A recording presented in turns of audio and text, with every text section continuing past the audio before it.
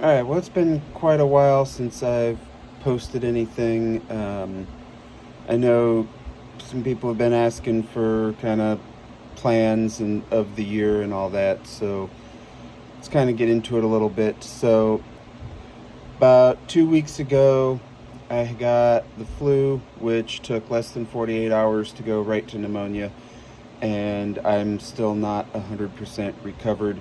The antibiotics are done, but I'm still moving pretty slow and not breathing too well, which I don't usually anyway. Um, so, most of the last couple weeks have just been pretty quiet and unassuming, not really having the energy to do much of anything. But as we prepare to wrap up another god awful February in Indiana, the ER had noted that I have been in the ER or hospitalized or both 9 straight Februaries. Um, it is almost like clockwork. And every January, February, I start, it's pretty well routine. I start thinking about, is this going to finally be when I pack up and move south? Because I've been tired of Indiana winters for a long time, been tired of Indiana in general. Um, and is this when I finally start to seriously look at southern Georgia, North Florida?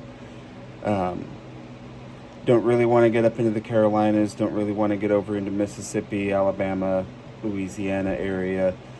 Um, but I want to get to where 40 is about the lowest that you'll see in the winter. I want to be done and out of the cold. And this year I've been looking a lot more seriously at it. There are several houses in Jacksonville right now that are well within the budget that I would be comfortable with having. Now, in Florida, the issue is going to be insurance, which I've not researched yet. But even if I'm paying $8,000 a year in homeowners insurance, if I'm paying about equal to what I'm paying here, why would I want to stay here versus going to where it's going to be consistently warmer and there's going to be more business opportunities and more networking opportunities? Because it's just dead up here. It's either travel nurse, over the road trucker, or you're making minimum wage. Like, there's just not much up here. Pretty much everything in IT or technology, you have to either start your own business, which it's an overly saturated market, or you have to know somebody, or else you're not even getting in. I think I've talked before, the reason that I quit pursuing an IT career was because I just got tired of being a laughingstock of this area. Um, you go in, you apply to some place, and they tell you, well, you come see us when you have an A plus, and then you get an A plus, and nobody cares about that. Come see us when you have Network Plus, and then you come back with Network Plus, and well, come see us when you have Security Plus, and then you come back with Security Plus. Well, no, you need an MCP, and this is just for like retail computer shop. But no, you need an MCP, Microsoft Certified Professional, and the current version of Windows if you want to sell in our shop. And if you want to be actually a tech in the back working on the computers, you need an MCSE. Whereas majority of states, you should be easily getting a retail tech job with just an A plus. MCSEs are, and that's Microsoft Certified System Engineer. That's like high end, like 80K a year plus jobs. And, these guys are literally just laughing as they're watching this stupid idiot collect certifications that they have no intention of doing anything with. And, over 20 years, nothing has changed up in this area. There's just not anything up around here. So, I'm decided I'm going to take this summer, thin out the collection, build some savings, and I'm going to try to take at least one trip down south, kind of feel it out, see what I think, and possibly then, if I decide I do want to go for it, then next year start making actual serious moves to get actually moved. So going with that, I have made the decision to depart from the physical archive. I am keeping the stuff that I actually watch, because I do not watch TV. I very rarely watch any of what I have. It's mainly to have it on the random off chance that I decide to watch it, which I almost never do. And it's having it as opposed to actually using it. And, when you have 800 movies, it's a lot to store, it's a lot to organize, it's a lot to even just exist. So I'm going to take this summer and cut back on games, cut back on movies, cut back on the vintage electronics.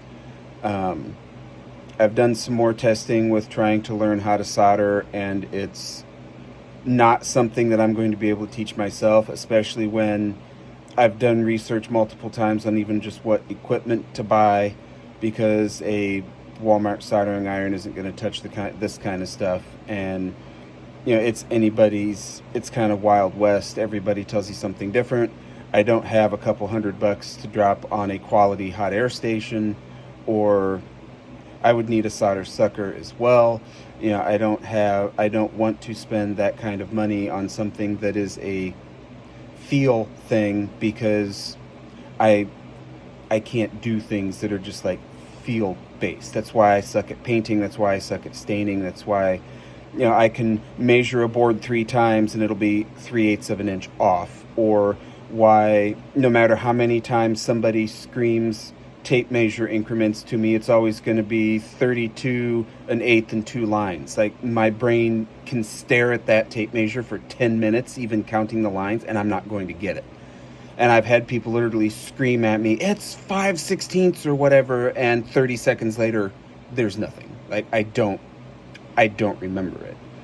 And I'm tired of hearing, be better, stop being stupid. Well, I can't stop my brain from going 3,000 miles a second. Some stuff I just don't remember.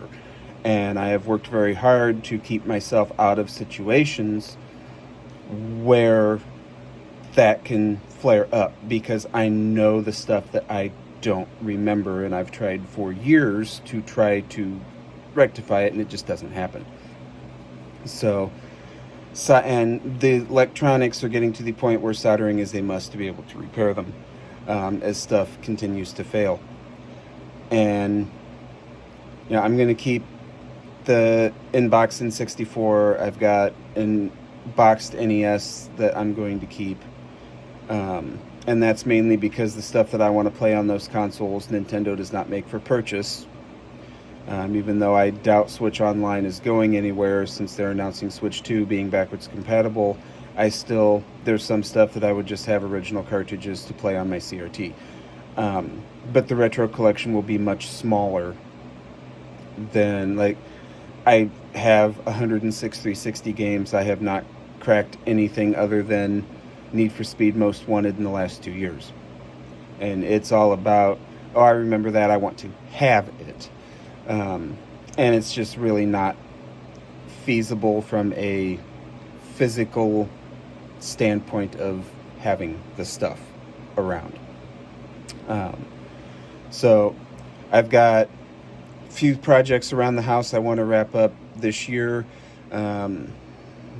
That is going to be one of them. I don't know what I want to do. The plan was to drop the paneling in this room and drywall it. So that section of ceiling was pulled down to see if those tiles were asbestos. They're not. And then I talked to a couple guys about scraping the existing drywall, mudding, taping, and painting, and they're like, no, that's too much work, which is a very common theme that we'll get into in a minute here. Hire somebody to put a second layer of drywall over that ceiling, and then mud, tape, and finish. And fun thing about northern Indiana is a lot of contractors don't want to do jobs that require time, effort, or creativity. They want to come in, get it done in an hour, and move on. And it's been difficult to find somebody even to just drywall the ceiling. So I can get a box of 12 by 12 tiles, but they won't match. And my concern is prospective buyers will go, oh, that's a roof leak because the roof's 20 years old. Oh, that's a roof leak. No, that's not a roof leak. That's Dad died a year earlier than we thought, and the money ran out to do this room. And so now I'm in a position of trying to figure out how I want to patch it, because it does not appear feasible to drywall it. And that's been a common thing, is I need to finish putting in the bathtub in the master bath. Nobody wants to touch it. I was quoted $8,500 to replace the cast iron tub with fiberglass, which I still think was absolutely ridiculous. So I said, all right, fine, I'll bust out the cast iron tub and remove it, and then you guys can just come in. Well, they waited until after I did that to tell me, oh no, now that you've touched it, we won't. You can't, we're not going to touch it. You're on your own. Unless you want to pay us $25,000 to gut the bathroom. And the problem with that is that there's no point in gutting the bathroom because there's no room to change anything. So there's no point in gutting the bathroom when you're literally just changing out the tiled wall for drywall. Because in this bathroom, there's no room to go with anything. So there's no point in gutting it because all you're doing is taking the tile down because there's nowhere else to put the toilet. There's nothing to do with this. This is all exterior and closet behind. So there's literally no way to change the footprint in here. So there's no point in gutting it. The only reason to gut it is because they don't want to deal with trying to cut this flush. So, and this is something that I just kind of work on here and there and have been putting off for 2 years now.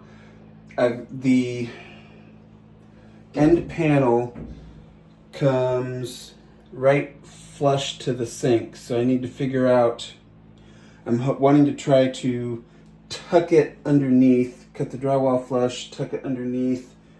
I might have enough lip to do it.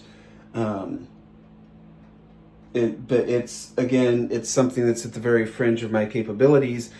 But I've called 8 companies, 4 handymen. Nobody is interested in even trying to touch it.